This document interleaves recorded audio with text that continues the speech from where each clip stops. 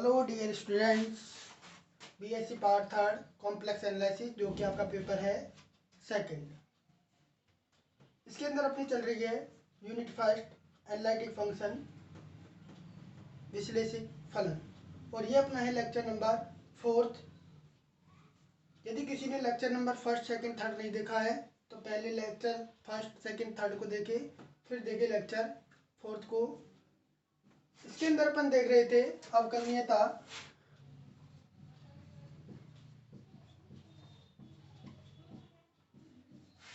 Differentiability,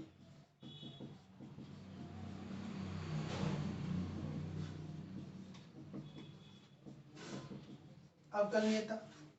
ठीक है, अवकलनीयता किसकी चेक कर रहे थे?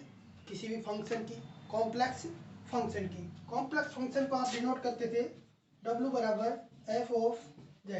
एक बात और है, यदि फंक्शन z की फॉर्म में है तो ठीक है, यदि x और y की फॉर्म में है तो उसको आप रिप्रेजेंट करते हो u x y plus iota v x y।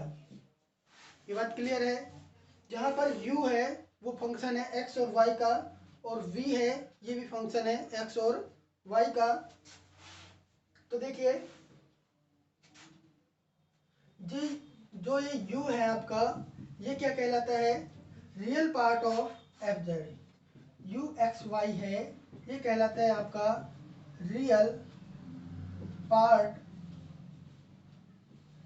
Of F Z, और जो v है वो कहलाता है इमेजिनरी पार्ट ऑफ, किसका पार्ट है? एफ जेड का, या फिर आप लिख सकते हो w को भी अपन रिप्रेजेंट करते हैं एफ जेड से ही। ये बात यहाँ तक क्लियर है सभी को? नेक्स्ट चलते हैं। अपन बात कर रहे थे अवकलनीयता के बारे में। अवकलनीयता से पहले मैंने बताया आपको कि जो कॉम्प्लेक्स फंक्शन है उसका डोमेन क्या होता है? एक क्षेत्र होता है, जबकि रियल के अंदर जो फंक्शन आप देखते हो उसके अंदर जो डोमेन होता है वो एक सेट होता है। क्यों? क्योंकि जो रियल है, रियल के अंदर जो सारे के सारे एलिमेंट होते हैं वो कहाँ पर होते हैं? एक रियल लाइन पर। तो आप सेट भी लोगे तो रियल लाइन से ही लोगे। रियल लाइन के एलिमेंटों को लेकर के अपन क्या बना सकते हैं? एक सेट बना सकते हैं।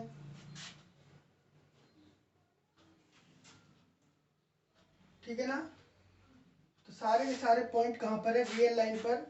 इसलिए अपन जो डोमेन लेते थे वो लेते थे वास्तविक संख्याओं का उपसमुच्चय। ठीक है, लेकिन अपन बात कर रहे हैं जब कॉम्प्लेक्स के अंदर, तो कॉम्प्लेक्स के अंदर अपन पॉइंट्स को डिनोट करते हैं कॉम्प्लेक्स प्लेन में।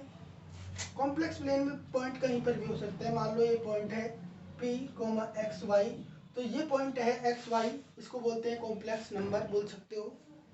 इसको कैसे बोलोगे? x प्लस आयोटा वाई की फॉर्म में लिख दो, तो ये हो गया कॉम्प्लेक्स नंबर। अच्छा, तो कॉम्प्लेक्स नंबर को आप प्लेन में कहीं भी दर्शा सकते हो। ठीक है ना? वहाँ पर अपन जब रियल के अंदर बात करते थे तो सारे पॉइंट हैं वो एक लाइन पर होते थे, तो अपन यहाँ से वास्तविक संख्याओं का कोई उपसमुच्चय फंक्शन के लिए डोमेन को डिफाइन कर देते थे।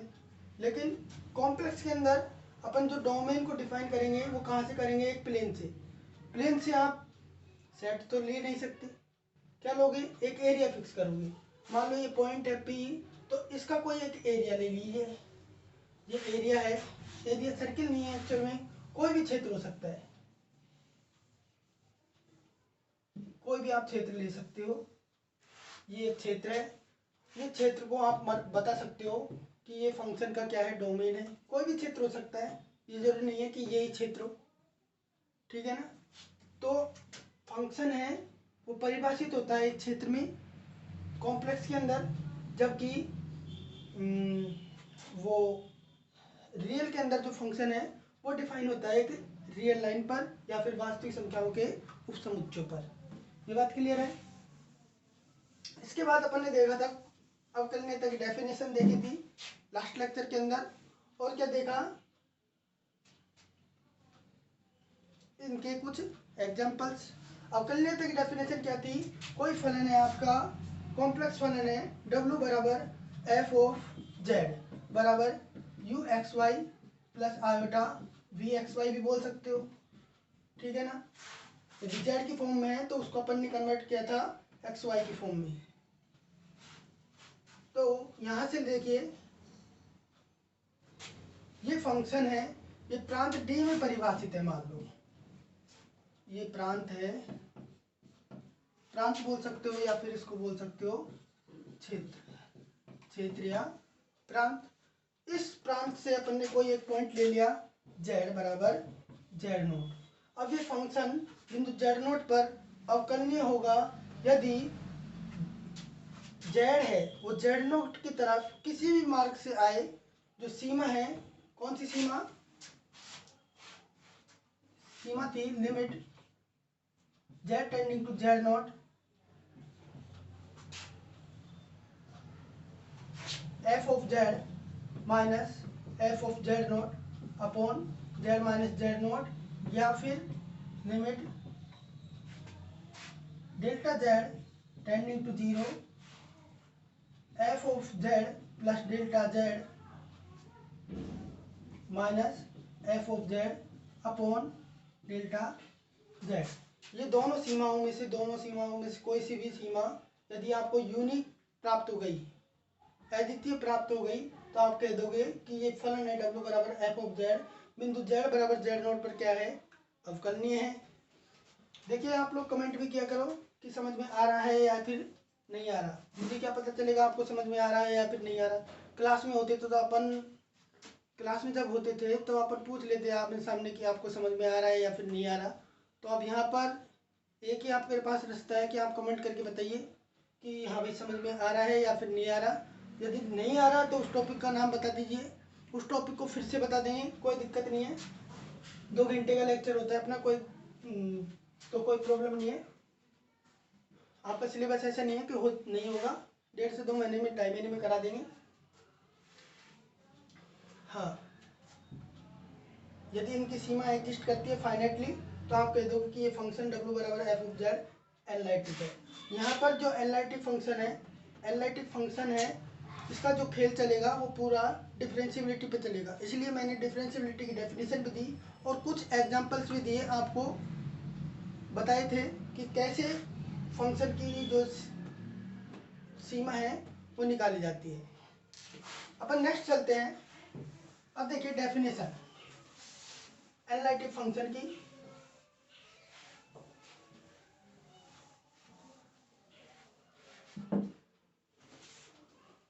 एक बार वीडियो देखते सही आ रहा है क्या।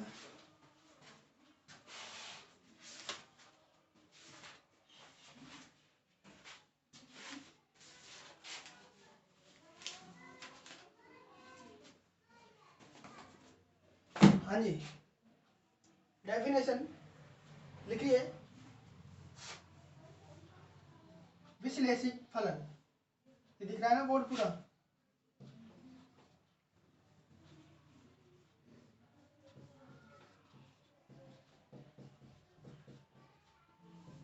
विश्लेषिक फलन एनालिटिक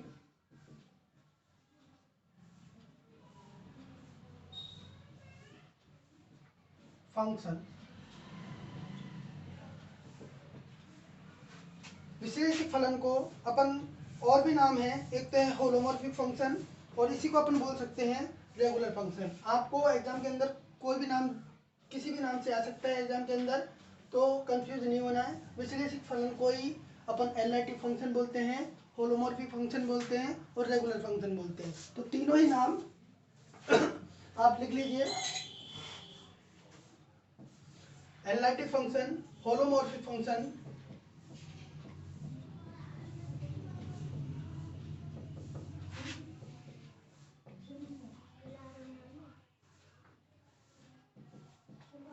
नंबर 3 एक और बोल सकते हैं इसको रेगुलर फंक्शन।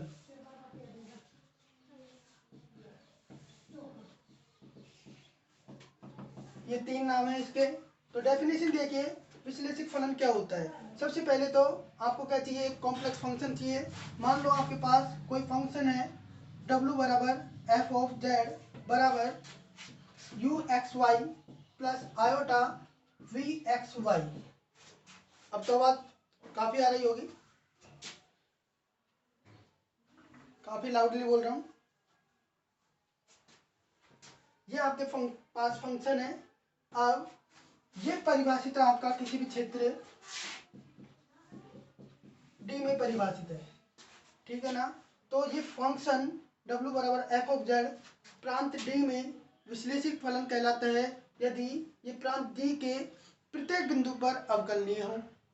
समझ में आ गई बात। यदि ये फलन प्रांत डी के प्रत्येक बिंदु पर यदि अवकलनीय है तो आप कह सकते हो कि जो आपका फंक्शन है w बराबर एफ ऑफ जेड क्या है, एनालिटिक फंक्शन है।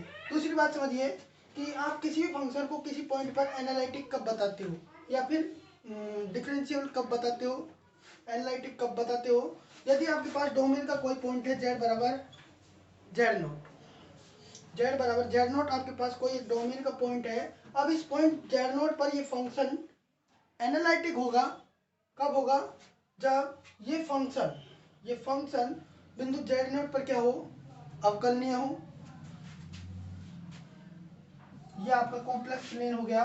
मान लो ये आपका डोमेन का कोई एक क्षेत्र हो गया, यहाँ पर आपका कोई पॉइंट है जेड नॉट। इस पॉइंट पर आप देख रहे हो कि ये फंक्शन है वो एनालिटिक है या फिर नहीं है। एनालिटिक होने के लिए ये क्या है, किसी पॉइंट पर जो कंडीशन है वो क्या है कि फंक्शन है वो बिंदु जेड नॉट पर अवकलनीय होना चाहिए, ठीक है। बिंदु जेड नॉट पर क्या होना चाहिए, अवकलनीय होना चाहिए। दूसरी कंडीशन क्या है कि यदि इस पॉइंट पर ये अवकलनीय है, ठीक है ना, इस पॉइंट पर ये अवकलनीय है और अवकलनीय है तो इस पॉइंट के प्रत्येक प्रतिवेश में नहीं, इस पॉइंट का कम से कम एक प्रतिवेश आपको ऐसा मिलना चाहिए कि उस प्रतिवेश के अंदर सभी पॉइंट पर फंक्शन क्या हो, एनालिटिक हो। कम से कम एक प्रतिवेश को आप कॉम्प्लेक्स के अंदर एक सर्किल से डिनोट करते हो, रियल के अंदर आप ओपन इंटरवल से डिनोट करते हो। तो क्या कह रही है डेफिनेशन कि कोई फलन w बराबर एफ जेड बिंदु z बराबर 0 पर वो विश्लेषिक होगा यदि फलन एफ जेड न केवल बिंदु z बराबर 0 पर अवकलनीय हो परंतु z नोट का कम से कम एक प्रतिवेश ऐसा मिलना चाहिए कि उस प्रतिवेश के सभी बिंदुओं पर फलन क्या हो, अवकलनीय हो। ये बात क्लियर हो गई। बिंदु पर अपन चेक करते हैं ऐसे कि पॉइंट पर भी होना चाहिए अवकलनीय, और दूसरी बात कि उस पॉइंट का कम से कम एक प्रतिवेश ऐसा मिलना चाहिए कि उस प्रतिवेश के अंदर सभी पॉइंटों पर फलन क्या हो, अवकलनीय हो। समझ में आ गई बात। यदि देखिए एक और डेफिनेशन बताते हैं, ये तो हो गई आपकी एनालिटिक फंक्शन की। एनालिटिक फंक्शन की जो डेफिनेशन हो गई वो क्या है कि फलन डोमेन के प्रत्येक पॉइंट पर अवकलनीय है, तो आप कह दोगे कि फंक्शन क्या है, एनालिटिक है। दूसरी बात, आप चेक कर रहे हो किसी भी पॉइंट पर, डोमेन के किसी भी पॉइंट पर आप चेक करते हो कि एनालिटिक है या फिर नहीं है, तो उसको आप कैसे चेक करते हो वो मैं बता रहा हूँ कि फंक्शन z बराबर जेड नॉट पर अवकल वो विश्लेषिक होगा यदि बिंदु z बराबर जेड नॉट पर अवकलनीय हो तथा जेड नॉट का कम से कम एक प्रतिवेश ऐसा मिले कि उस प्रतिवेश के प्रत्येक पॉइंटों पर फलन क्या हो, अवकलनीय हो। ये बात समझ में आ गई होगी जहां तक। तो इसकी डेफिनेशन लिख लीजिए।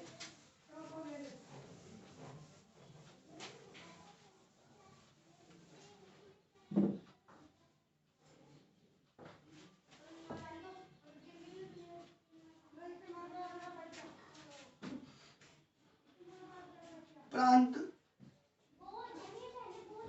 आप प्रांत लिख सकते हो या फिर लिख सकते हो क्षेत्र, आपकी मर्जी है, कुछ भी लिख लीजिए क्योंकि कॉम्प्लेक्स का जो प्रांत है वो क्षेत्र होता है। प्रांत या क्षेत्र डी में परिभाषित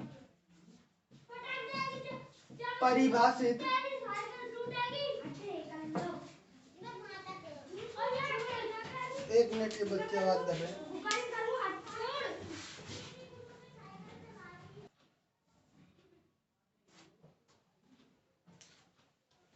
हाँ जी, डेफिनेशन लिखिए। प्रांत या क्षेत्र डी में परिभाषित फलन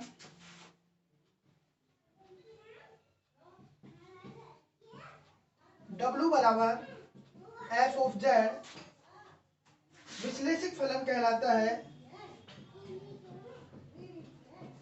विश्लेषिक फलन कहलाता है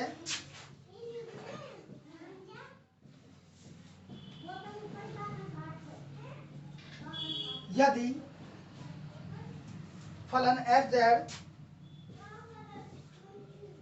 फलन डब्ल्यू बराबर एफ ऑफ जेड प्रांत डी के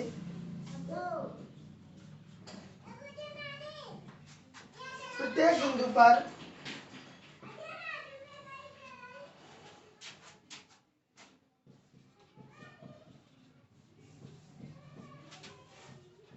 अवकलनीय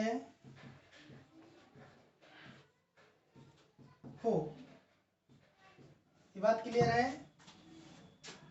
प्रांत डी में परिभाषित फलन W बराबर एफ ऑफ जेड विश्लेषित फलन कहलाता है यदि फलन एफ ऑफ जेड प्रांत डी के प्रत्येक बिंदु पर क्या हो, अवकलनीय हो, तथा फलन W बराबर एफ ऑफ जेड प्रांत डी के किसी बिंदु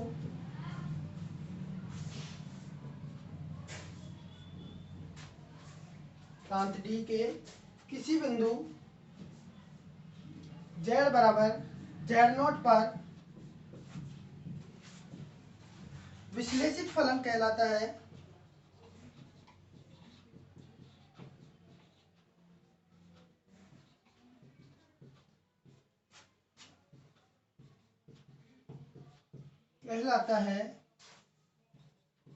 यदि फलन एफ जेड, फलन एफ जेड न केवल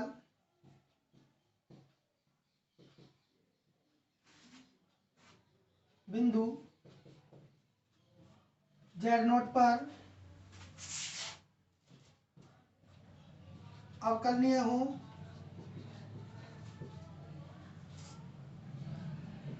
परंतु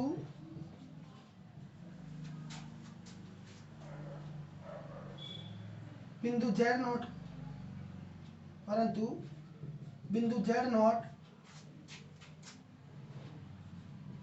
के कम से कम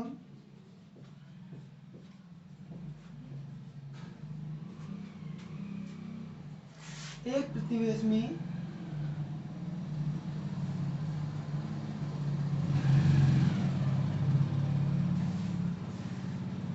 अवकलनीय हो।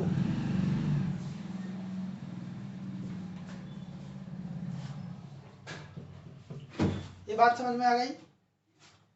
फलन एफ जेड है वो प्रांत टी के किसी बिंदु z बराबर z0 पर अब विश्लेषिक कहलाता है यदि एफ जेड न केवल बिंदु z0 पर अवकलनीय हो बल्कि z0 का कम से कम एक प्रतिवेश में भी अवकलनीय हो। प्रतिवेश में अवकलनीय हो मतलब प्रतिवेश के प्रत्येक पॉइंट पर वो अवकलनीय होना चाहिए। समझ में आ रहा है? इसको आप डायग्राम के थ्रू भी समझ सकते हो। वो चीजें आप अगर आपको उतारना है, ये बनाना है समझने के लिए, तो ये बता सकते हो कि यहाँ पर देखो आप कोई फंक्शन है, ये डोमेन है आपका, मान लो डी है, ये प्रांत है आपका, फंक्शन है कोई W बराबर एफ ऑफ जेड, इस प्रांत के अंदर वो परिभाषित है। तो इस प्रांत के अंदर आप देखते हो, आपको भी पता है कि infinite number of complex number है, ये बात पता है ना कि इनफाइनाइट इसके अंदर कॉम्प्लेक्स नंबर्स हैं।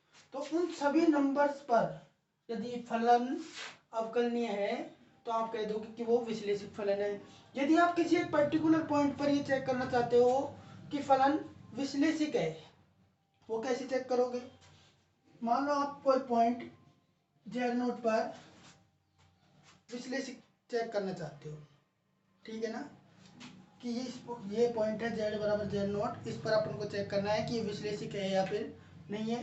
तो इस पॉइंट पर विश्लेषिक होने के लिए जो कंडीशन है क्या है कि इस पॉइंट पर तो विश्लेषिक अवकलनीय होना चाहिए, इस पॉइंट पर तो अवकलनीय होना चाहिए।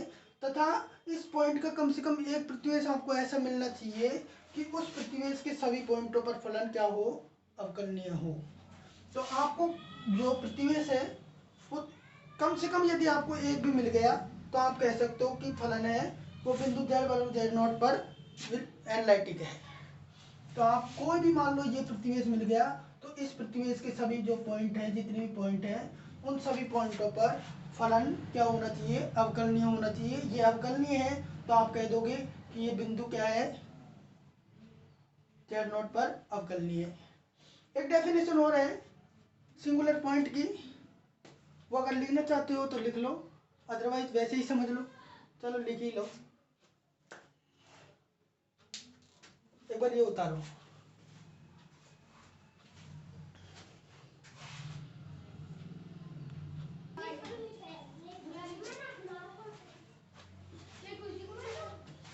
समझ में आ गया? मिटाएं? क्या कह रहा है कि फलन विश्लेषिक है तो डोमेन के प्रत्येक पॉइंट पर क्या होगा, अवकलनीय होगा। हाँ देखिए, नो वेयर एनालिटिक, ऐसा फलन जो कहीं भी विश्लेषिक नहीं है उसको आप कैसे कहोगे? यदि डोमेन के प्रत्येक पॉइंट पर वो अवकलनीय नहीं है तो उस फलन को आप कहोगे नो वेयर एनालिटिक। यदि फलन w बराबर f ऑफ z डोमेन के फाइनाइट नंबर ऑफ एलिमेंट्स पर डिफरेंशिएबल है तब भी आप उसको बोलोगे नो वेयर एनालिटिक। यदि डेफिनेशन लिख लीजिए विचित्र बिंदु की, ये उतार लो।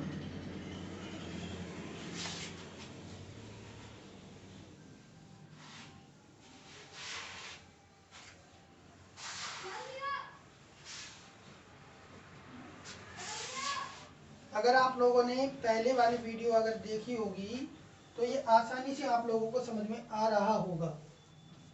सिंपल सी बातें हैं, कोई भेद नहीं है इनमें। अब समझिए सिंगुलर पॉइंट क्या होता है किसी भी फंक्शन का।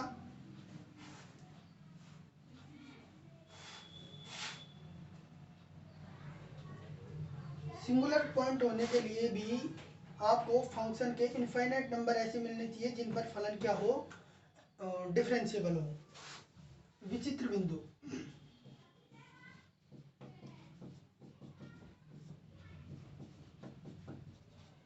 सिंगुलर पॉइंट,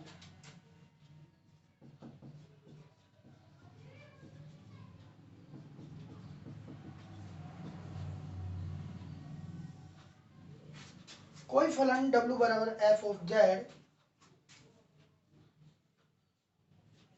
कोई फलन w बराबर f ऑफ z प्रांत d के किसी बिंदु z0 पर सॉरी प्रांत d का कोई बिंदु z बराबर z0 फलन f ऑफ z का सीम विचित्र बिंदु कहलाता है।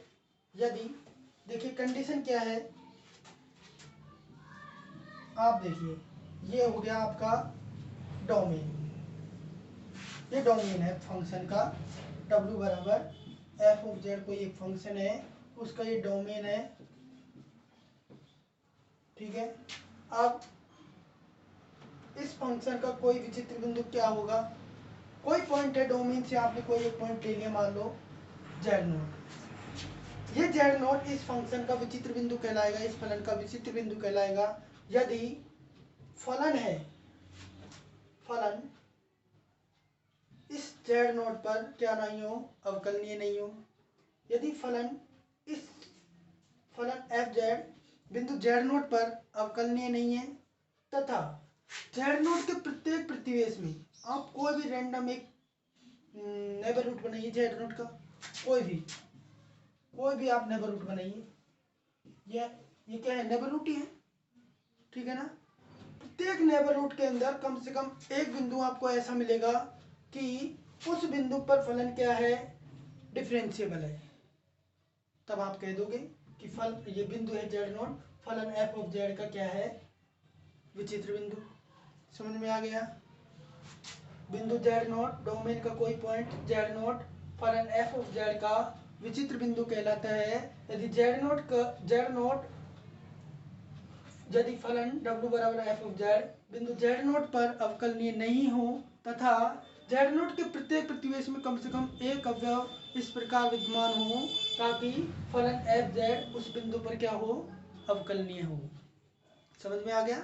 तो लिख लीजिए, ये सिर्फ आपको समझाने के लिए डेफिनेशन लिखा रहा हूँ, वैसे कोई जरूरत नहीं है इसकी।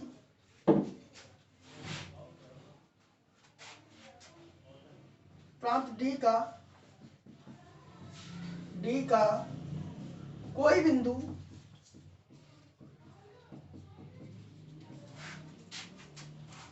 जेड बराबर जेड नॉट फलन W बराबर एफ ऑफ जेड का विचित्र बिंदु कहलाता है।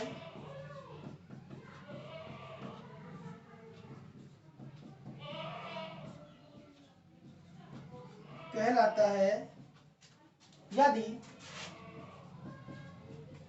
आवाज तो आ रही है ना? एक दो दिन में माइक आ जाएगा, ऑर्डर किया हुआ है, तो आवाज की क्वालिटी भी आपकी अच्छी हो जाएगी। तो अच्छे से पढ़ो, कोई दिक्कत नहीं है, सब कुछ समझ में आएगा जो पढ़ाएंगे, और सारा ही जो भी आपका एग्जाम के अंदर आएगा वो अपने यहाँ से मिल जाएगा। ठीक है ना? कहलाता है यदि फलन एफ जेड बिंदु जेड नोट पर अवकलनीय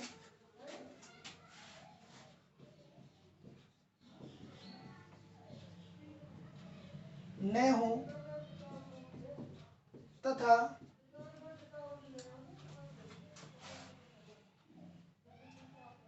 जेड नोट के बिंदु जेड नोट के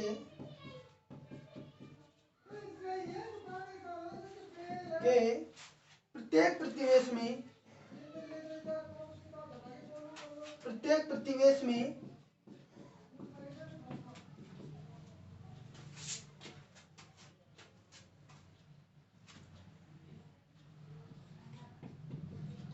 प्रांत डी का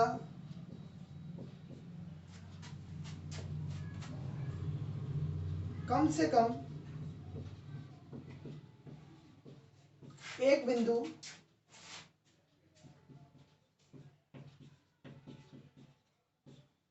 इस प्रकार विद्यमान हो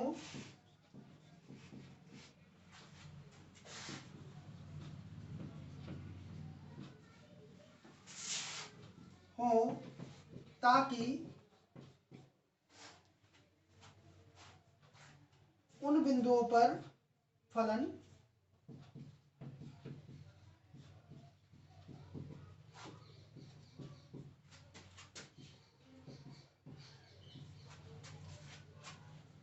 एफ जेड अवकलनीय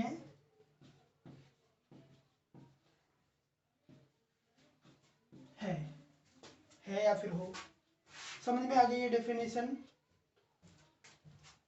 कोई पॉइंट है डोमेन डी का कोई पॉइंट है जेड नोट, वो फलन एफ जेड का विचित्र बिंदु कहलाता है यदि फलन उस पॉइंट पर तो डिफरेंशिएबल नहीं है, लेकिन उस पॉइंट के प्रत्येक प्रतिवेश में कम से कम एक बिंदु ऐसा है कि उस बिंदु पर फलन क्या है, डिफरेंशिएबल है। तब आप कह दोगे कि वो पॉइंट है जेड नोट, फलन एफ जेड का विचित्र बिंदु है। समझ गए? तो ये उतार लो। नेक्स्ट चलते अपन, एक थ्योरम है। एक बात और लिख लीजिए, नोट लगा करके आप लिख सकते हो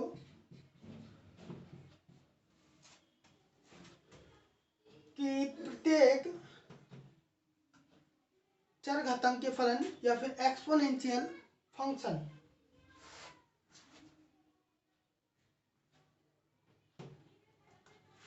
अपने प्रांत में विश्लेषिक होते हैं, विश्लेषिक फलन होते हैं या फिर एनालिटिक फंक्शन होते हैं।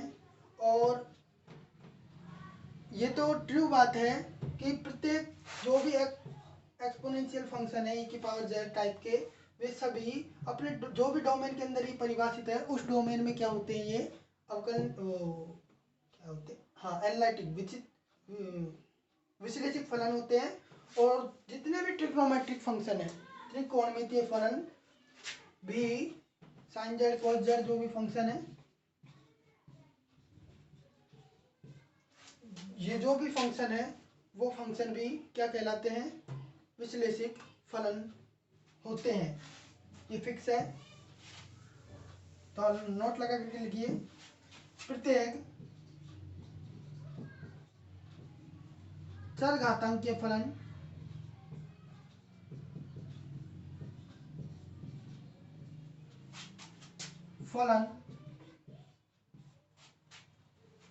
तथा त्रिकोणमितीय फलन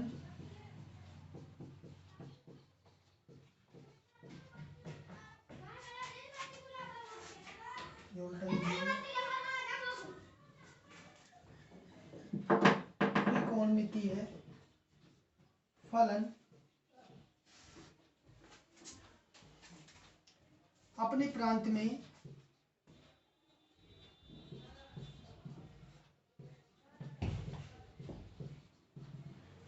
विश्लेषिक फलन होते हैं।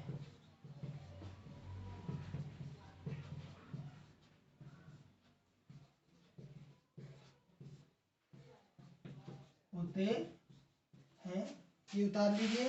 फिर नेक्स्ट अपन करते हैं थ्योरम।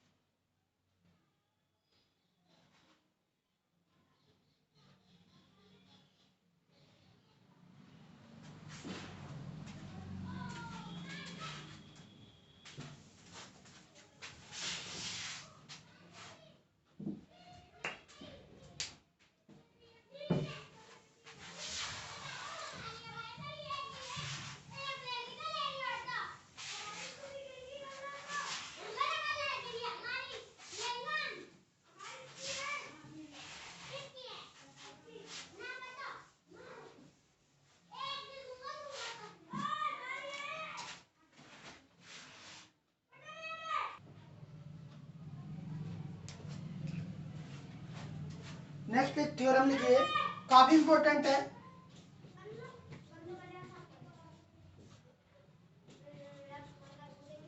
इंपॉर्टेंट थ्योरम है।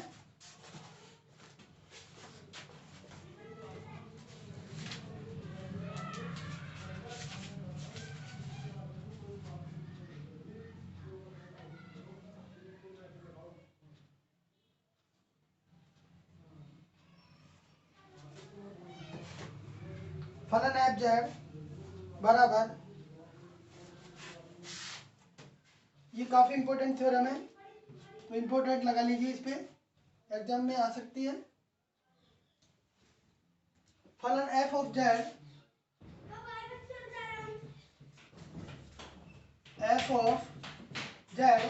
बराबर U x Y plus iota we x Y. U और वी में तो फर्क दिख ही रहा है आप लोगों को कि किसी प्रांत डी में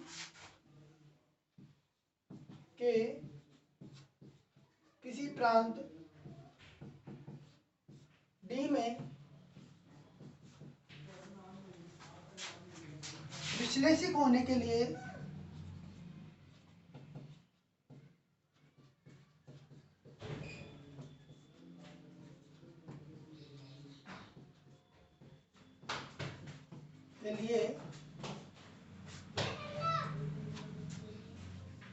आवश्यक प्रतिबंध है कि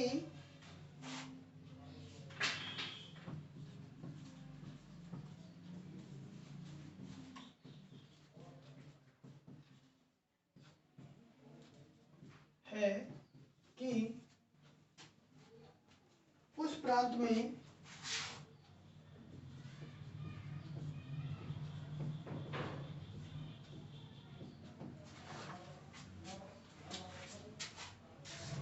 u तथा v कॉची रीमान समीकरण, उस प्रांत में u तथा v कॉची रीमान समीकरण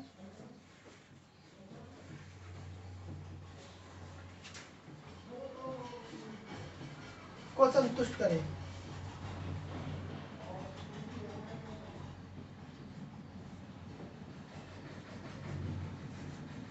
अभी आप लोगों के पास बाहर की भी आवाज़ आ रही होगी साधनों की, तो ये 1-2 दिन में आपकी प्रॉब्लम सॉल्व हो जाएगी।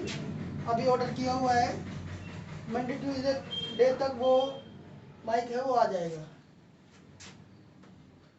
हाँ, तो ये थ्योरम है। थ्योरम का स्टेटमेंट समझिए क्या है।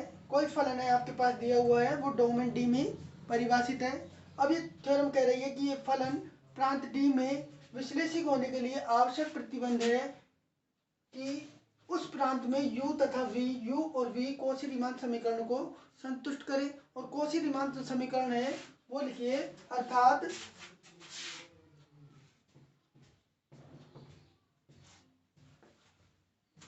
डेल u अपॉन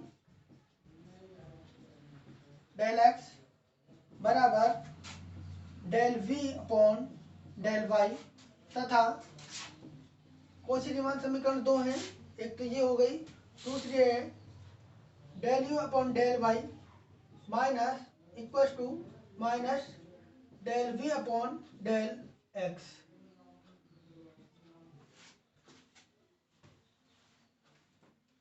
ये आपको याद रखनी ही है, ये दोनों इक्वेशन तो आपको याद रखनी है, क्योंकि ये आगे चल करके काफ़ी काम में आएंगी। सारे क्वेश्चन के अंदर मैक्सिमम ये ही यूज होंगी। तो ये दोनों जो है स्टेटमेंट, जो रीमान इक्वेशन है, कौशी रीमान इक्वेशन, दोनों को आपको याद रखना है।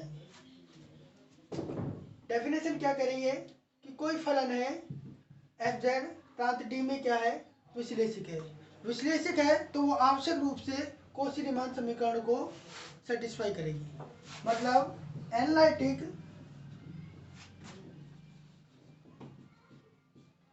इम्प्लाई सेटिस्फाई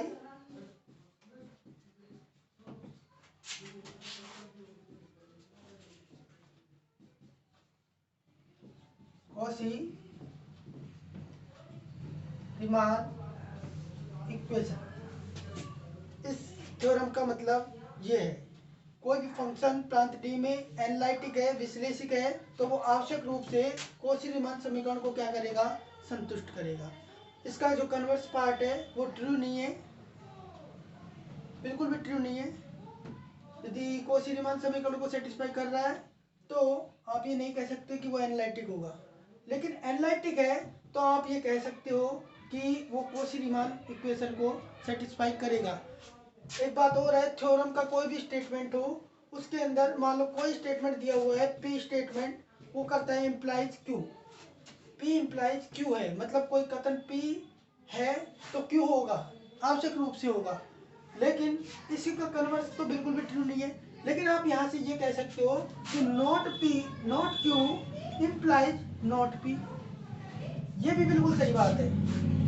ये आपको दिया हुआ है तो यहाँ से जो निष्कर्ष निकाल के आप लिख सकते हो, ये लिख सकते हो, मतलब कि ये कोई फलन है वो कौशी रीमान इक्वेशन को सेटिस्फाई नहीं करता, तो आप तुरंत कह दोगे कि वो फलन एनालिटिक नहीं है। ये बात समझ में आ गई। आपको क्या प्रूफ करना है, आपको सबसे पहले मानना है कि फलन है वो प्रांत डी में क्या है, विश्लेषिक है। फिर उसके बाद में आपको प्रूफ करना है कि वो कौशी रीमान इक्वेशन को सेटिस्फाई करना है, या फिर एनालिटिसिटी से एनालिटिक फंक्शन की जो डेफिनेशन है उससे आपको कौशी रीमान इक्वेशन तक पहुंचना है। वहां तक अगर पहुंच गए तो आप कह दोगे कि फलन है वो कौशी रीमान इक्वेशन को सेटिस्फाई करता है। अब देखिए, सबसे पहले अपन को क्या मानना पड़ेगा कि फलन W/F(z) प्रांत डी में क्या है, विश्लेषिक फलन है। और विश्लेषिक फलन है तो क्या डेफिनेशन बताई थी विश्लेषिक फलन की, कि फलन डोमेन के प्रत्येक पॉइंट पर अवकलनीय है।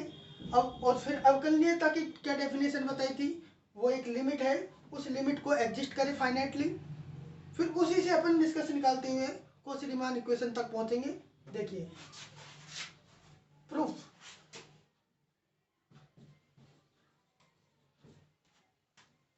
लास्ट ईयर में मैंने आप लोगों को बताया था, फाइनल है ना ये, हाँ, तो सेकंड ईयर में रियल पढ़ाई थी आप लोगों को, तभी बताया था कि आपको थ्योरम के अंदर सबसे इम्पोर्टेंट चीज़ जो है वो है डेफिनेशन। डेफिनेशन आपको क्लियर है तो सिर्फ आपको थ्योरम के अंदर यही चाहिए कि क्या माना है क्या लाना है, ये पता होना चाहिए। ऑटोमेटिक फिर आप कंफ्यूज नहीं होगे कि क्या लाना है, वो अपना पता चल जाएगा। प्रूफ, माना फलन, अब देखना ये काफी लंबा होने वाला है स्टेट थ्योरम का जो प्रूफ है। माना फलन W बराबर एफ ऑफ जेड बराबर, ये भी लिखना पड़ेगा U x Y plus iota we x Y. U और वी में तो क्लियर डिफरेंस दिख रहा है आपको, दिख रहा है ना। ऐसा नहीं है कि यू को वी समझ लो वी को यू समझ लो, सारा खेल यू और वी का ही चलेगा इसके अंदर। माना फलन W बराबर एफ ऑफ जेड बराबर U x Y plus iota we x Y प्रांत डी में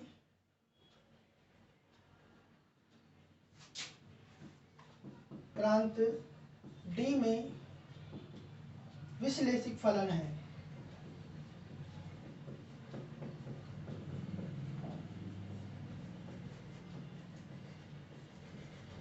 क्या है? विश्लेषिक फलन है। तो विश्लेषिक फलन की आपकी डेफिनेशन, आपको डेफिनेशन याद है तो आप आगे बढ़ सकते हो, नहीं है तो आप यहीं तक रह जाओगे।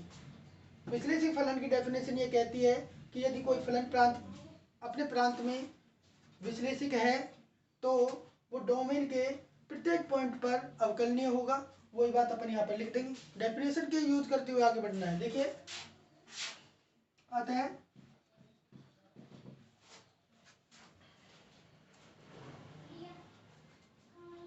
फलन W बराबर एफ ऑफ जेड प्रांत डी के प्रत्येक बिंदु पर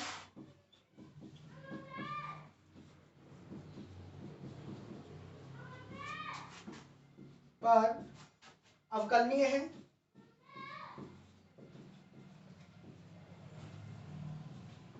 अच्छा दिख तो रहा है ना सभी को? हाँ ठीक है। अच्छा ये अवकलनीय हो गया, कहाँ पर है? डोमेन के प्रत्येक बिंदु पर। अब डोमेन के प्रत्येक बिंदु पर है तो सभी बिंदुओं को रख करके तो अपन चेक नहीं कर सकते, तो अपन क्या करते हैं, इस फंक्शन का जो डेरिवेटिव है वो निकाल लेते हैं और फिर लास्ट में जो जेड का फंक्शन आएगा उसमें पॉइंट रख करके अपन चेक कर सकते हैं कि वो यूनिक है या फिर नहीं है। तो देखिए अवकलनीयता की परिभाषा से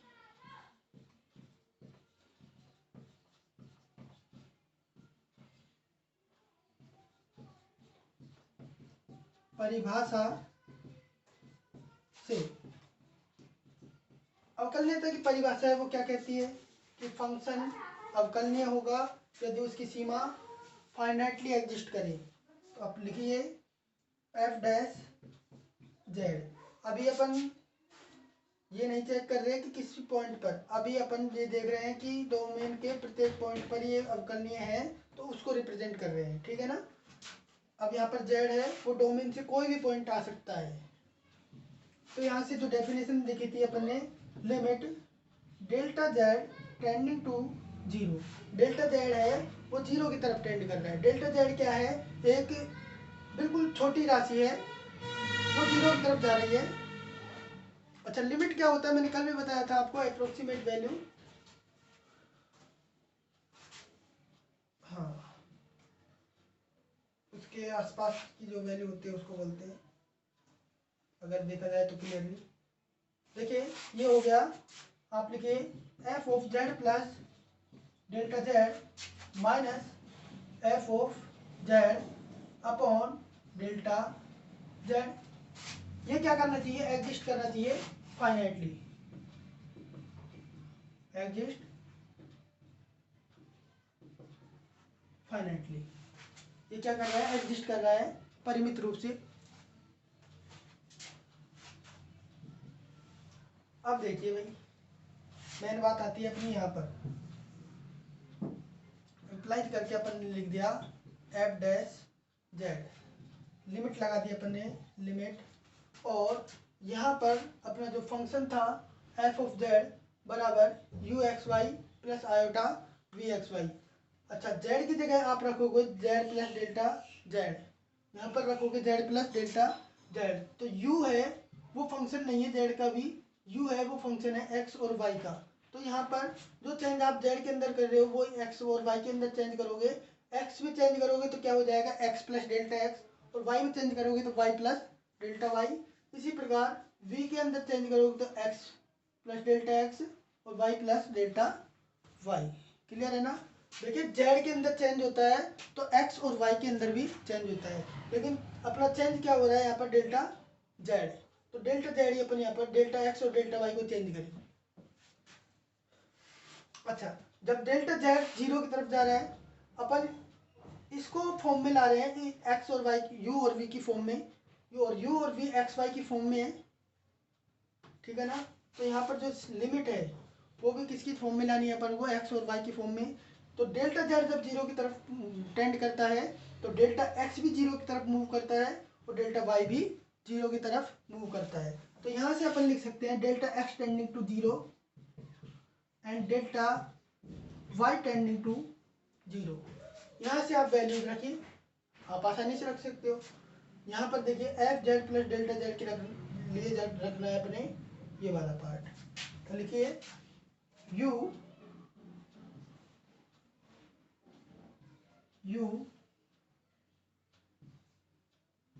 x plus delta x and Y plus delta Y. दिख तो रहा होगा, यदि दिख नहीं रहा तो अपनी क्वालिटी को और बढ़ा लीजिए। यहाँ पर ये जो स्टेटमेंट है वो काफ़ी लंबा जाने वाला है, इसलिए थोड़ा छोटा लिख रहा हूँ। U X plus delta X Y plus delta Y. यहाँ पर जेड के अंदर चेंज हो रहा है जेड प्लस डेल्टा जेड, तो अपन ने एक्स के अंदर भी चेंज कर दिया और वाई के अंदर भी चेंज कर दिया। अच्छा, यू हो गया तो आयोटा वी वाली में भी चेंज करना है, plus iota we x plus delta x and Y plus delta Y. अब आगे जगह नहीं है तो अब इसी को ही आगे बढ़ते हुए यहाँ पर लिख रहा हूँ। माइनस साइन है, माइनस लगा दिया। अब देखिए एफ ऑफ जेड की वैल्यू यहाँ पर रखिए, माइनस से ये दोनों क्या हो जाएंगे माइनस। तो आप लिख दीजिए U x Y minus iota we x Y upon में जो आपका चलने वाला है डेल्टा जेड की जगह क्या रख देंगे delta x plus iota delta Y, delta x plus iota delta Y. यहाँ तक किसी को दिक्कत है। अच्छा, अब अपन डिफरेंशियबिलिटी के अंदर जो लिमिट निकालते थे वो कैसे निकालते थे, एक बार डेल्टा जेड को जीरो की तरफ एक्स एक्स के अनुदिश मूव कराते हैं और एक बार वाई एक्सिस के अनुदिश। देखिए अब लिखिए केस फर्स्ट, आप भी साथ के साथ लिखते जाइए समझते जाइए। केस फर्स्ट, केस फर्स्ट के अंदर है जब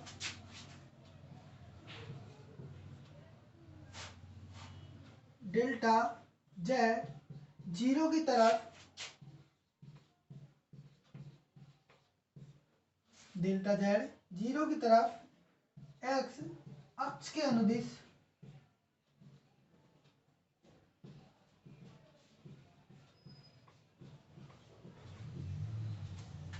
अग्रसर हो,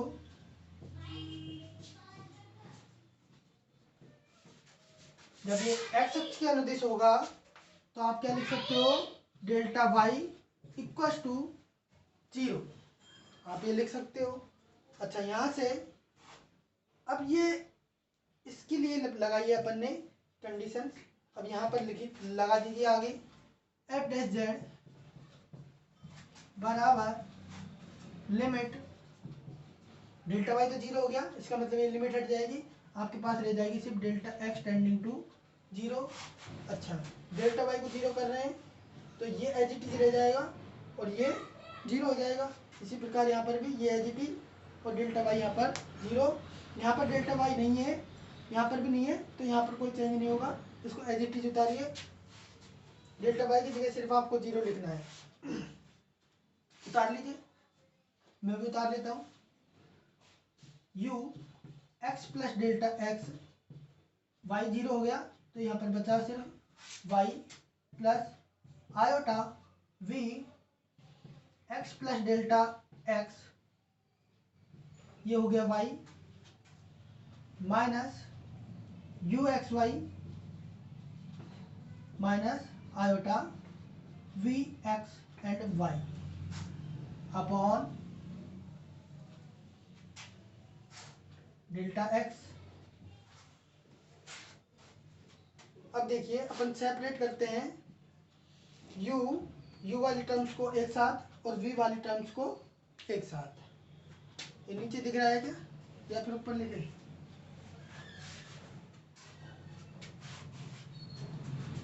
एक लाइन तो अपन यहीं पर लिख लेते हैं, दिख जाएगा आप लोगों को। यहाँ से एफ डैश जेड है वो हो जाएगा limit delta x tending to 0। U वाली टर्म्स को एक साथ लिख रहे हैं और वी वाली टर्म्स को एक साथ लिखेंगे, तो U X plus delta x and Y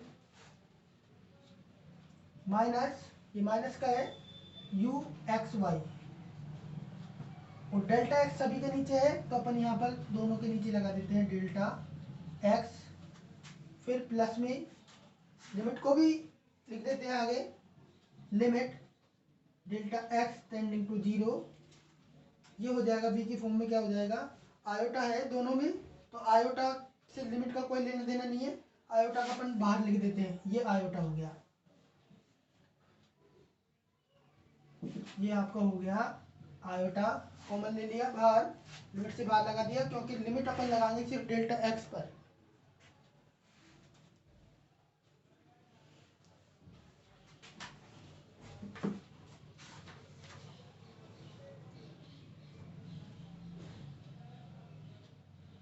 हाँ ये टर्म ले रहे हैं, ये वाली टर्म और ये वाली टर्म, तो यहाँ से आयोटा को तो कॉमन ले लिया, लिमिट लगाएंगे अपन v x plus delta x and Y minus we x and Y upon delta x. इसे उतारिए,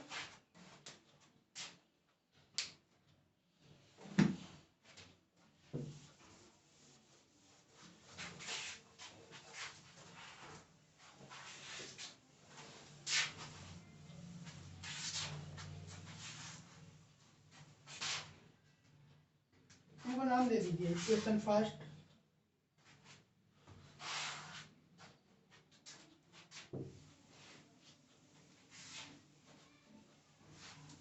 ये लिखते हुए चलना साथ के साथ।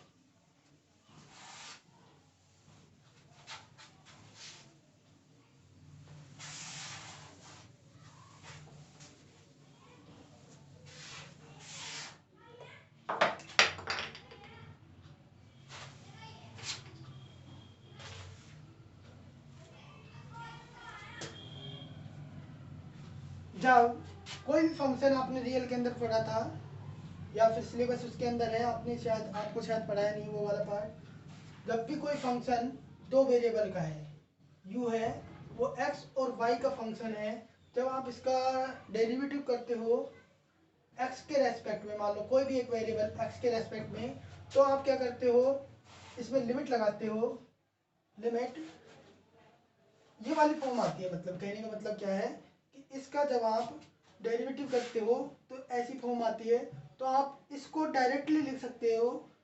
चेंज किसके अंदर हो रहा है यहाँ पर, x के अंदर, तो अपन डेरिवेटिव किसके रेस्पेक्ट में कर रहे हैं, x के रेस्पेक्ट में, डेल्टा x के रेस्पेक्ट में, तो अपन इसी को लिख सकते हैं। यहाँ से अपन यहाँ पर इसको लिख सकते हैं f डैश जेड। ये चीज़ें आपको आती होगी, पहले भी पढ़ा हुआ होगा, तो कोई दिक्कत नहीं होनी चाहिए मेरे हिसाब से। यहाँ पर देखिए ये डेरिवेटिव की जो है रियल के अंदर डेफिनेशन आ रही है, अब करनी है, ताकि उसके अंदर ये फंक्शन है u, वो एक्स वाई का फंक्शन है, और u का आप डेरिवेटिव कर रहे हो x के रेस्पेक्ट में, तो x के रेस्पेक्ट में जब आप डेरिवेटिव करते हो तो उसका जो एक्सपेंशन है वो इसके बराबर होता है, ये कहना चाह रहा हूँ मैं। तो यहाँ से जो एफ डैश जेड है वो बराबर हो जाएगा del u upon del x plus ये हो गया iota del we upon del x, del we upon del X. ठीक है, इसको नाम दे दीजिए आप इक्वेशन सेकंड। ये इक्वेशन काफी काम में आएगी, आगे चलकर भी आएगी काम में। तो नेक्स्ट लिखिए,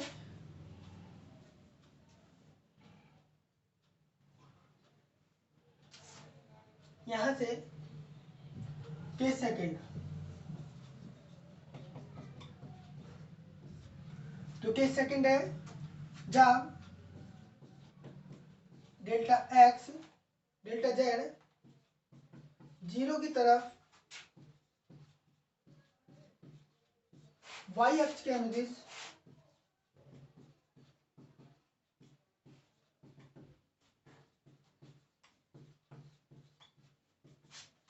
अग्रसर हो,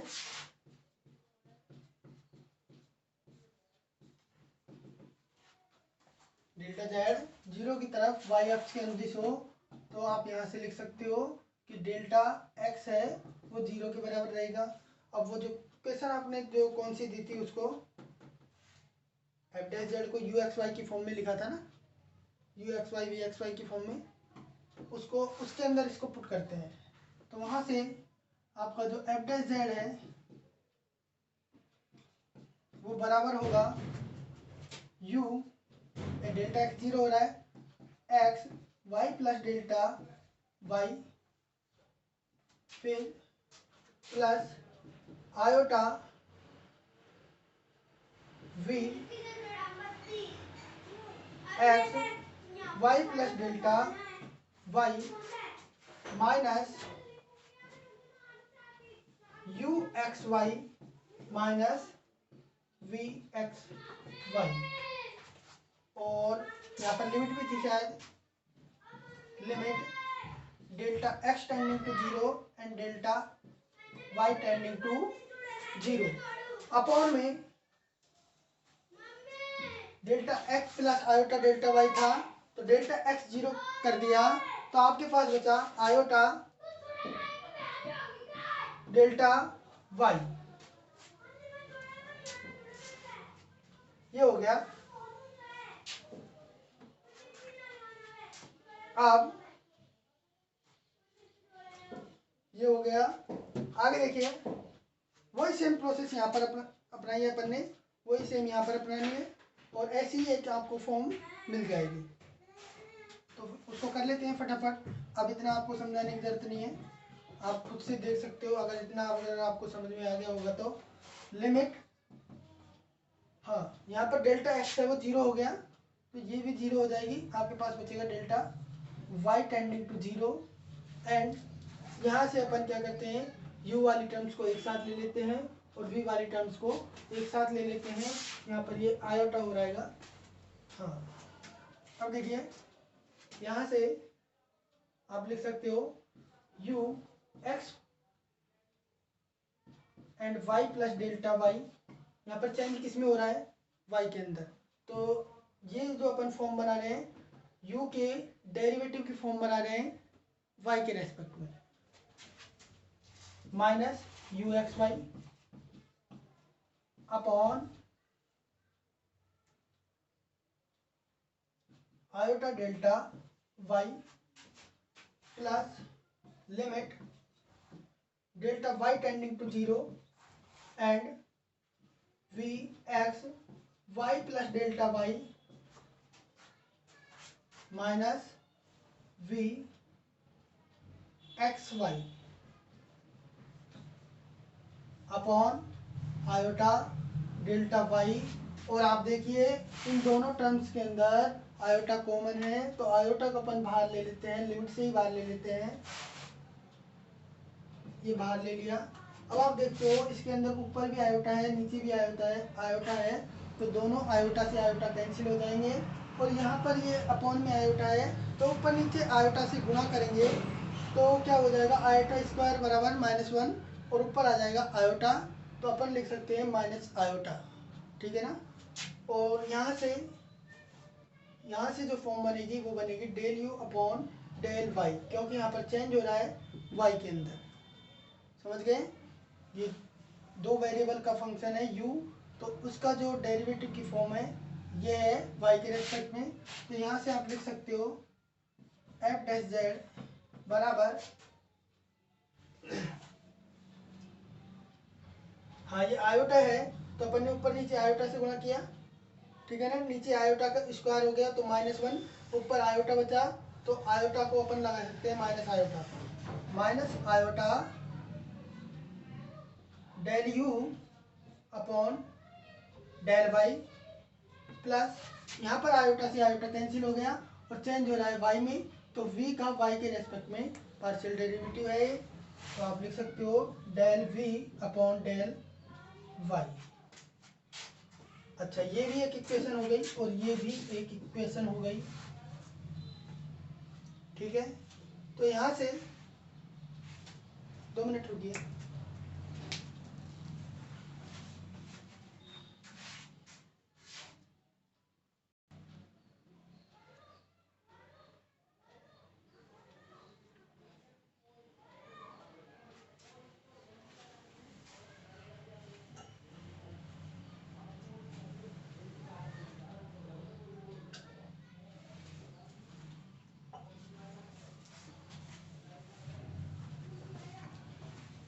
हाँ जी,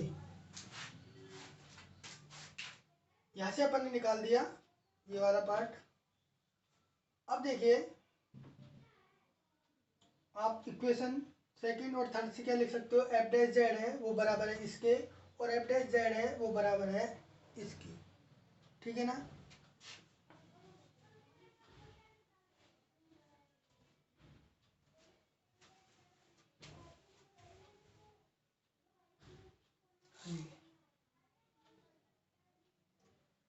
इक्वेशन सेकंड एंड थर्ड, समीकरण 2 और 3 से ये दोनों बराबर है तो अपन लिख सकते हैं del u upon del x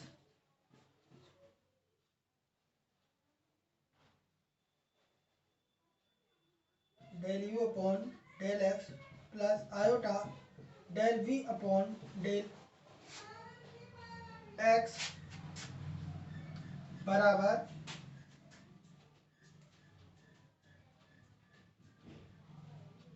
del we upon del y. इसी को लिख रहे हैं हम, ये दोनों क्या है, बराबर है, तो अपन बराबर करके लिख रहे हैं। पहले ये जो रियल पार्ट है वो लिख देते हैं, del we upon del y minus iota del u upon del y. अब देखिए आपको क्या करना है, इस इक्वेशन के अंदर कंपैरिजन करना है रियल पार्ट्स के बीच में और इमेजिनरी पार्ट्स के बीच में।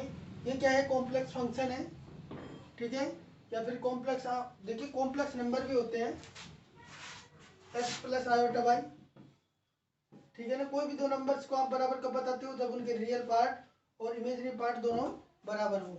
इसी कॉन्सेप्ट से अपन यहाँ पर लिख सकते हैं कि del u upon del x ये बराबर होगा इसके, और ये वाला जो पार्ट है वो बराबर होगा इसके। रियल और इमेजिनरी पार्ट यहाँ पर क्या होने चाहिए, बराबर होने चाहिए, तब ये फंक्शन क्या होगा, बराबर होगा। तो यहाँ से आप लिख सकते हो imply del u upon del x, इधर रियल पार्ट क्या है, del we upon del y implies, तथा आप क्या लिख सकते हो, del we upon del x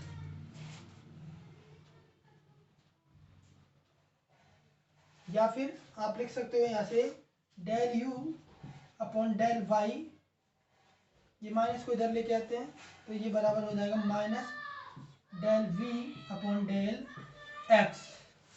ये बात क्लियर है। अपन ने क्या किया है, जो रियल पार्ट्स हैं उनको बराबर लिख दिए और जो इमेजिनरी पार्ट हैं वो बराबर लिख दिए। ये क्या है, कॉम्प्लेक्स फंक्शन है, और दो कॉम्प्लेक्स फंक्शन बराबर होंगे यदि उनके रियल पार्ट बराबर हो और उनके इमेजिनरी पार्ट दोनों बराबर हो। यहाँ से अपन ने ये लिख दिया। अपन कहाँ से स्टार्ट किया था, अपन ने एनालिटिक से, कि फलन अपन ने माना था विश्लेषिक फलन है, और विश्लेषिक फलन की डेफिनेशन को यूज करते हुए आगे बढ़ते हुए अपन ले आए कॉची रीमान इक्वेशन को। इसका मतलब क्या हुआ कि प्रत्येक analytic function Cauchy Riemann equation को सेटिस्फाई करता है। अतः आप लिख सकते हो, अतः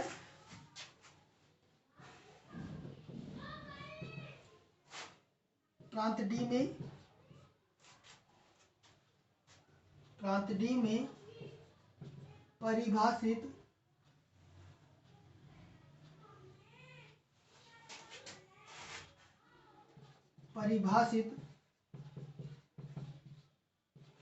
प्रत्येक एनालिटिक फंक्शन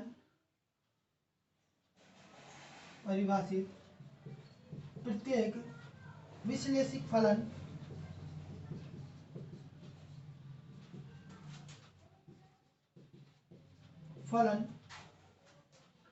W बराबर f ऑफ z, W बराबर f ऑफ z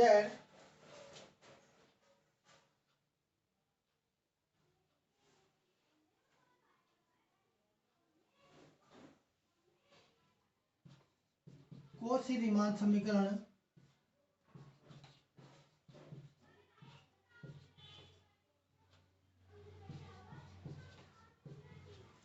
को संतुष्ट करता है।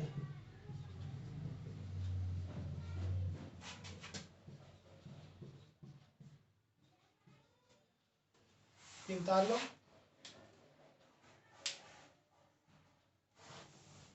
ये हो गई आपकी थ्योरम प्रूफ। देखिए कितनी आसान है और ये आपके आती है एग्जाम के अंदर, आपको तो ये करना है। उतार दीजिए। अब देखते हैं कॉची रीमान इक्वेशन का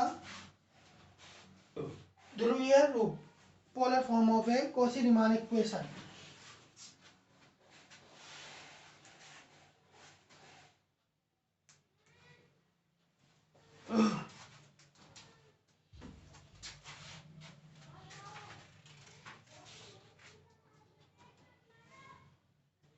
मिटाएं। ये दो इक्वेशन है, इनको ध्यान रखना। एक तो ये वाली नोट लगा करके लिख लीजिए।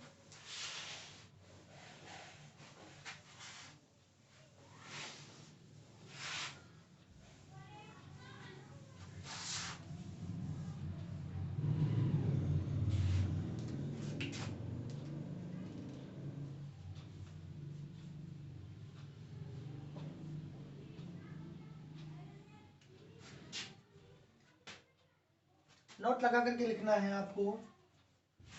एक ये इक्वेशन हो गई और एक ये वाली अभी आपने देखी है। ये कैसी आई है, कैसे आई है? जब फलन आपका प्रांत डी में अवकलनीय था या फिर फलन प्रांत डी में विश्लेषिक फलन हो। तो नोट वन, नोट लगा करके लिखिए। जब फलन प्रांत डी में अवकलनीय या फिर विश्लेषिक फलन है, तब अपन ये बात तो लिख सकते हैं, विश्लेषिक फलन की डेफिनेशन से ही तो ये आया है, ये आया है ना। तो यहाँ से आप क्या लिख सकते हो, जो हिंदी है वो लिख ही लीजिए एक बार। तो मैं लिखा देता हूँ, काफी बच्चे ऐसे हैं लिखेंगे। यदि फलन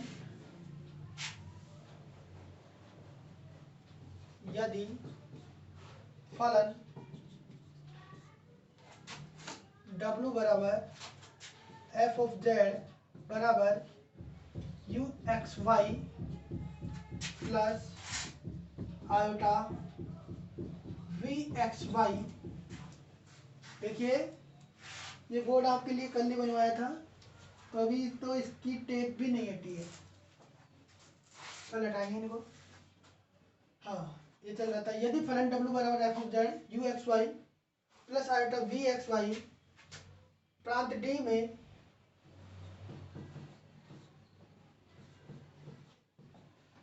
विश्लेषिक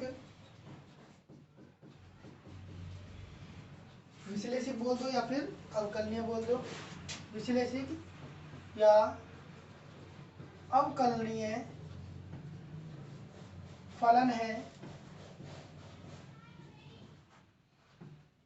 तब नंबर 1, अभी आपने देखा था एफ डैश जेड है वो किसके बराबर था, del u upon del x plus iota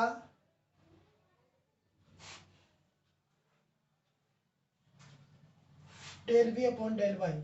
यही है कि डेल एक्स ही है, हाँ del x, iota del we upon del x. यहाँ से आप इसको क्या लिख सकते हो, del upon del x, del upon del x को बाहर लेकर के दो फंक्शंस को भीतर ऐड करते हैं, u प्लस आयोटा v। इस फंक्शन को आप क्या कर सकते हो, डेरिवेटिव कर रहे हो तो एक बार इसके साथ डेरिवेटिव करोगे, एक बार इसको डेरिवेटिव करोगे। ये एक्सप्रेस करके लिखा है, अपन ने कंप्रेस करके भी लिख दिया इसको, यही बात है, कोई दिक्कत नहीं है।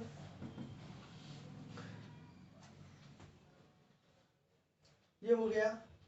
u प्लस आयोटा v क्या है, ये लिखा हुआ एफ जेड, एफ जेड लिखा हुआ है ना, एफ है मतलब, तो अपन इसको क्या लिख सकते हैं, del f upon del x या फिर डेल डब्ल्यू अपॉन डेल एक्स। ये नोट नंबर 1 है, लिख दीजिए। एफ डैश जेड है ये बराबर होता है del f upon del x के या फिर डेल डब्ल्यू अपॉन डेल एक्स के। कब, जब फलन प्रांत डी में एनालिटिक हो या फिर डिफरेंशिएबल हो, तब जाकर के आप लिख सकते हो इसको ऐसे, ठीक है ना। अब सेकंड में इसको भी लिख लीजिए, कैसे लिखोगे,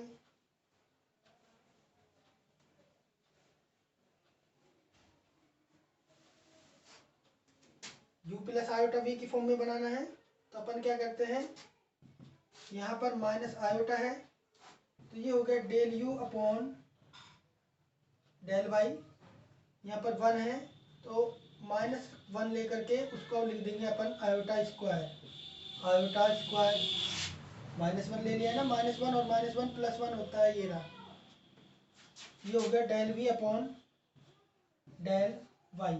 यहाँ से आयोटा को कॉमन ले लेते हैं, माइनस आयोटा अपन ने कॉमन ले लिया, माइनस आयोटा कॉमन लेने के बाद में आपके जो पास अंदर बचा वो बचा del u upon del y minus iota, minus भी लिया है कॉमन तो ये प्लस हो गया, plus iota del we upon del y.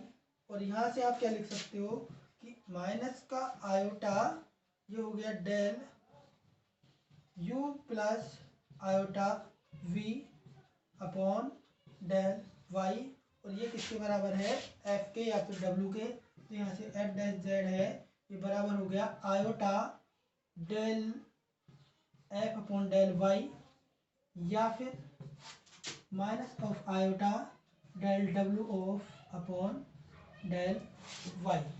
ये उतार लो, ये दोनों है, ये स्टेटमेंट आगे चल करके काम आएंगे, उतार लीजिए।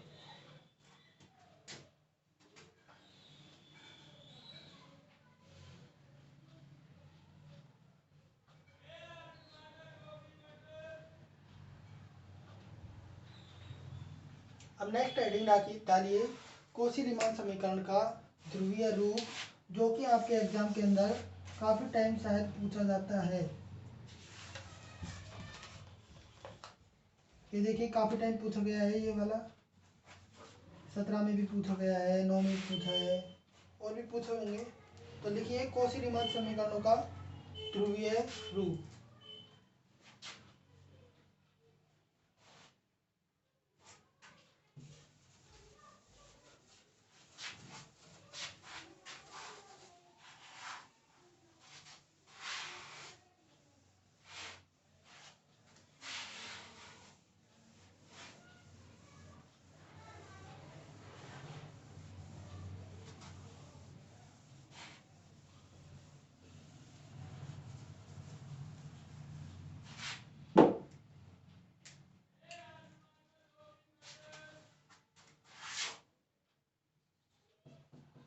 कॉची रीमान समीकरणों का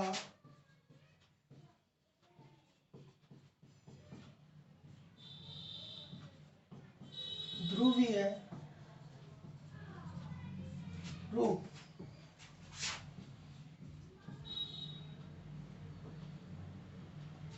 फॉर्म ऑफ ए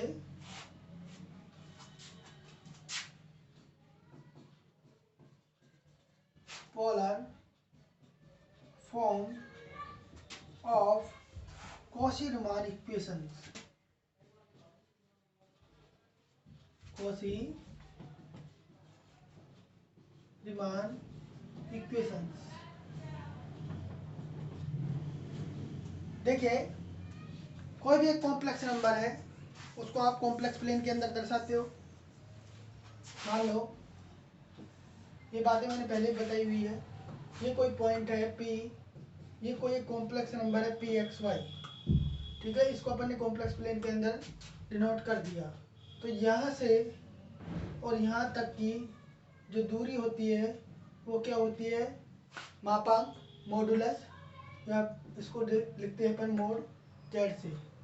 ये किसके बराबर होता है, मान लेते हैं कोई भी एक नंबर R अपन ने इसको मान लिया, ठीक है। अब जो इनिशियल लाइन से ये जो रेखा OP है जो कोण बनाती है, उस कोण को बोलते हैं अपन कोणांक, ठीक है ना। अच्छा, ये यहाँ से और यहाँ तक की ये दूरी, ये वाली दूरी कहलाती है x और ये वाली दूरी कहलाती है y। इसी प्रकार यहाँ भी ये x हो गया और ये y डिस्टेंस हो गई। अब यहाँ से इस ट्राइंगल में APO, ए नाम दे देते हैं इसको। इस ट्राइंगल के अंदर आप देखते हो, आप आसानी से निकाल लोगे कि x की वैल्यू क्या है, y की वैल्यू क्या है और जो भी है r की क्या है, जो भी है आप निकाल सकते हो। सबसे पहले तो आपको ये समझना है कि पोलर फॉर्म क्या होती है। अब से पहले जो अपन ने कॉची-रीमान इक्वेशन की जो फॉर्म देखी है, वो देखी अपन ने कार्टेशियन फॉर्म में, कार्तीय रूप में। कार्तीय रूप में क्या होता है, जो फंक्शन है वो एक्स वाई की फॉर्म में होता है। वहाँ पर u क्या था, u था x और y की फॉर्म में। लेकिन जो अपन यहाँ पर पढ़ेंगे पोलर फॉर्म के अंदर, पोलर फॉर्म के अंदर u है वो r और थीटा की फॉर्म में होना चाहिए। r और थीटा की फॉर्म में अपन को निकालना है u को। समझ गए बात को।